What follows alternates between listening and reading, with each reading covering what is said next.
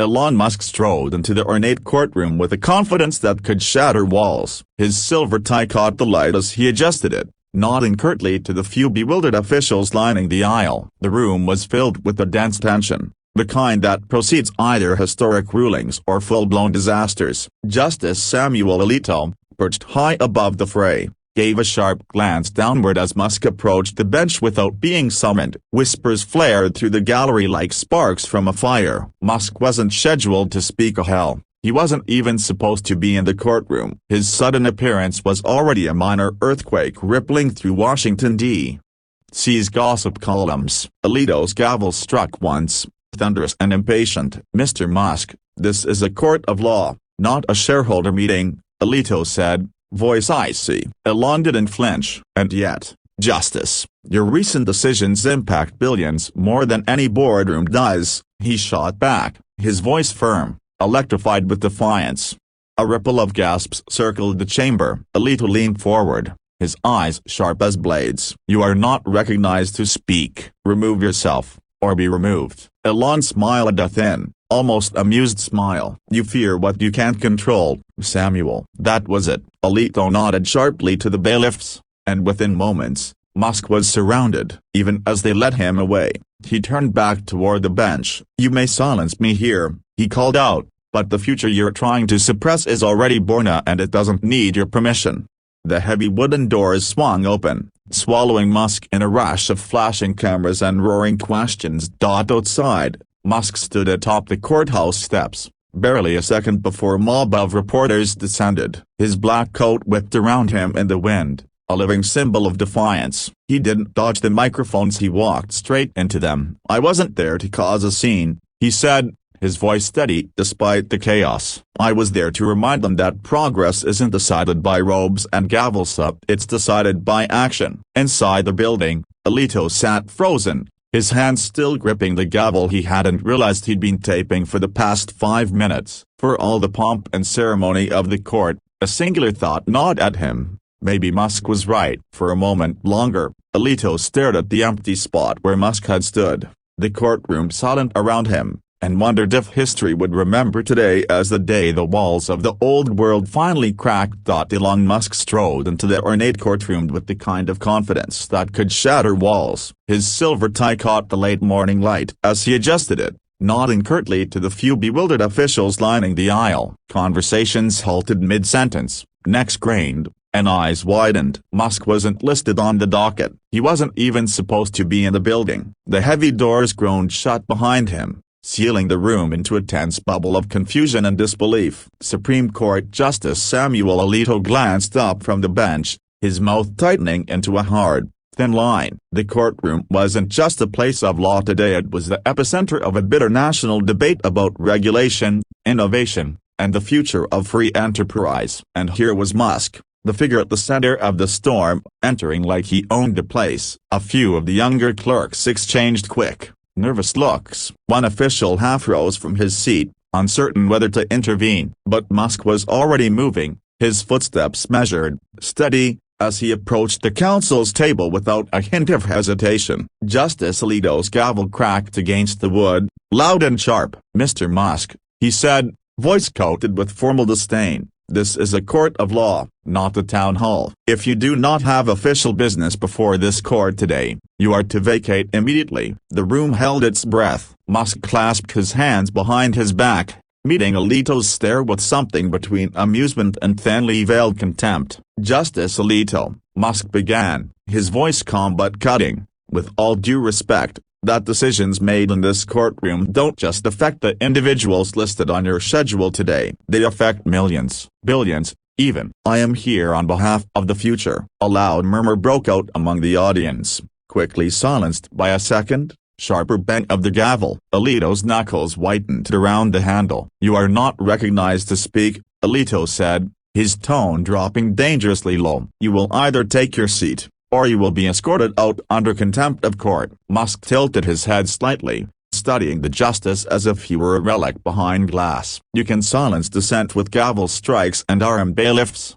Musk said, voice carrying easily through the chamber. But you cannot legislate innovation out of existence. You cannot halt the future by declaring it inconvenient. Gasps fluttered like startled birds around the marble room. Even some of the stoniest-faced attendees shifted in their seats. This was no scripted protest. Musk wasn't reading from notes or rallying a crowd. He was standing there, alone, armed with nothing but the certainty that his words mattered more than the walls trying to contain them. Alito leaned forward, his eyes narrowing to cold slits. "You're trespassing on the sanctity of this court," he said, "and you're dangerously close to undermining a system that has stood longer than any one man's empire." "Empires fall," Musk said, without missing a beat. "Systems crumble, but ideas, real ideas, outlast all of you." A young clerk at the side table fumbled with a folder, accidentally dropping a sheaf of papers that fluttered to the ground. No one moved to help her. Every eye was glued to the unfolding confrontation. Alito,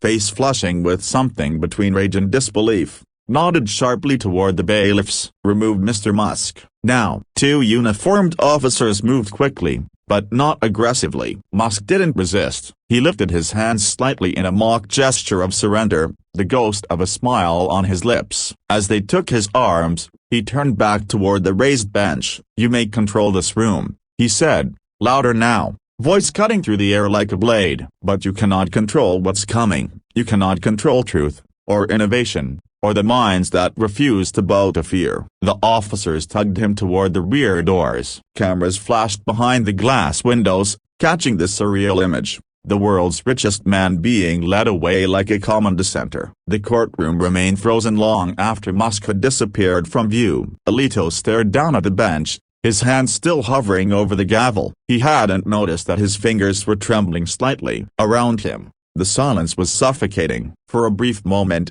and though he would never admit it aloud, Samuel Alito felt something foreign gnawing at the edges of his certainty and doubt.